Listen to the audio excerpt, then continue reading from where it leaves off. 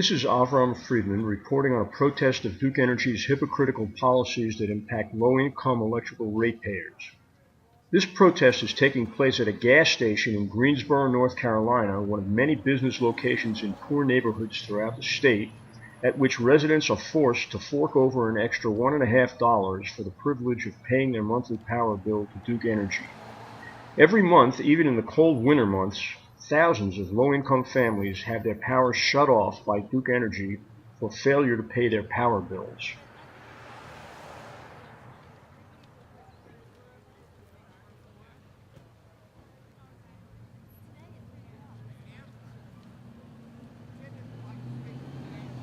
I'm Brian. We've come here to protest Duke Energy and their rate hikes and the fact that they make their poorest customers go to places like this just to pay their bill. You have to pay them $1.50 for the privilege of paying your bill, and I think that's outrageous, and I think the public needs to be upset about it. And so, It's Well, ridiculous. it's a service charge.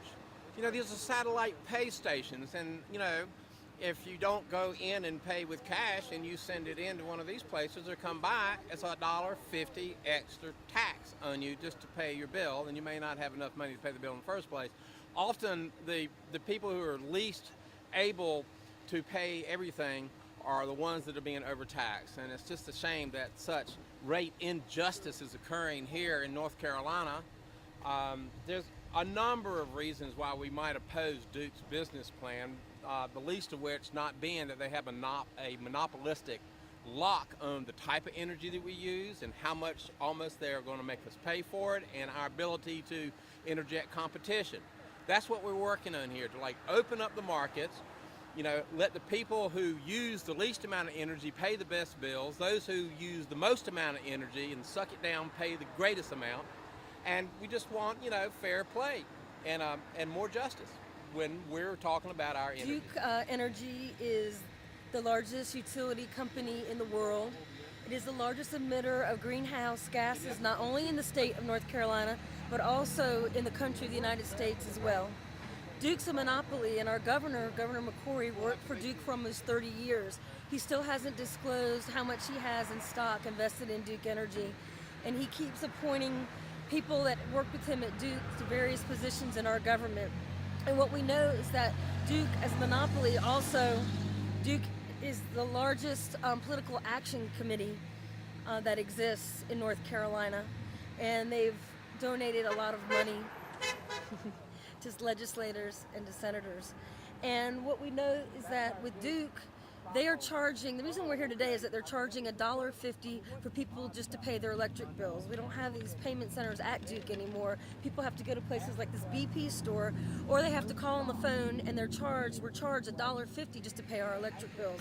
And it seems like Duke is screwing all of us. I mean, they're getting money from everyone and they're not giving it, or they're not giving back to the people of North Carolina because they're not using enough renewable energy, and that's what we want to see. We want to see them have an affordable, renewable energy plan and stop greenwashing and pretending that they're helping the environment when really they're helping to destroy the environment, and they're really contributing to climate change. Duke Thank Energy you. makes money by building power plants, and their focus is on dirty power plants like coal and natural gas, and there's certainly environmental costs with nuclear as well. And in building those plants, they pass the cost off of those plants off to the ratepayers. So they trying to make the argument right now that Duke has the interests of low-income ratepayers at heart, but actually the high rates that they charge come from their emphasis on building more power plants.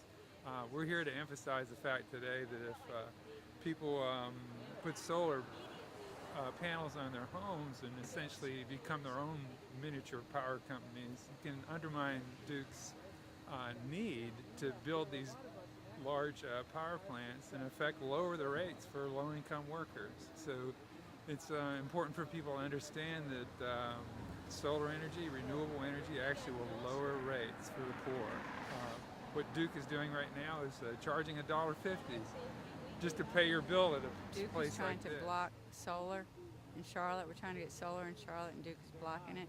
So we're meeting together with just a lot of activists across the state to try to talk about what we can do to to just kind of get control a little bit of, or take away some of Duke's control, because Duke has a stranglehold really on our state government, our state legislature, their own regulators, even the judicial system. Duke is one of those corporations that are taking over the world. They infiltrate every aspect of our state. They pay off the Observer, they pay off small town governments, they pay off arts corporations. They have a finger in everything, and they have control over everything because they have so much money. I believe that corporate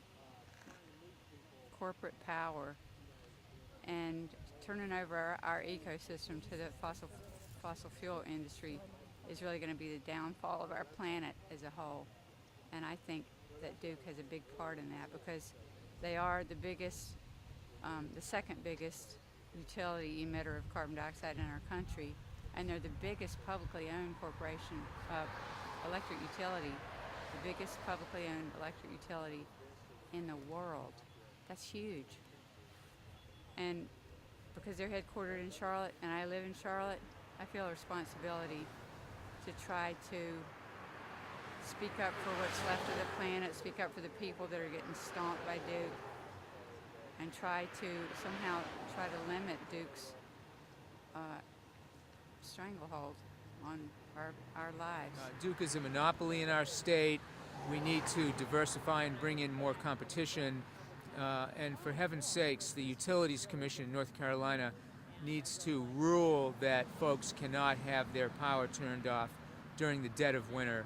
The reality here is that many people across the country, some in our state, die or suffer grave consequences from the cold.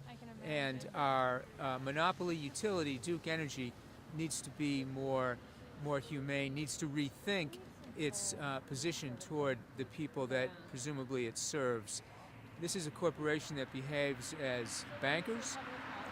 They are interested in providing quarterly dividends to their shareholders, and at the expense of everyday people, of ratepayers. Duke also needs to change its business model from a dependence on fossil fuels and nuclear to one that is more centered on renewable energy sources to produce electricity. And Lord knows we have the expertise, we have the know-how and the infrastructure for us to begin transitioning over to more sustainable forms of energy. So Duke Energy needs to change. It can change. It has the financial wherewithal to change.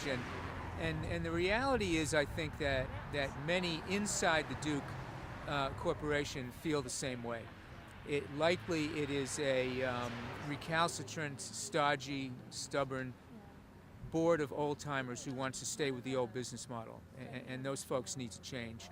And too many people in North Carolina are suffering because a few people, a few of the wealthy, continue to make money.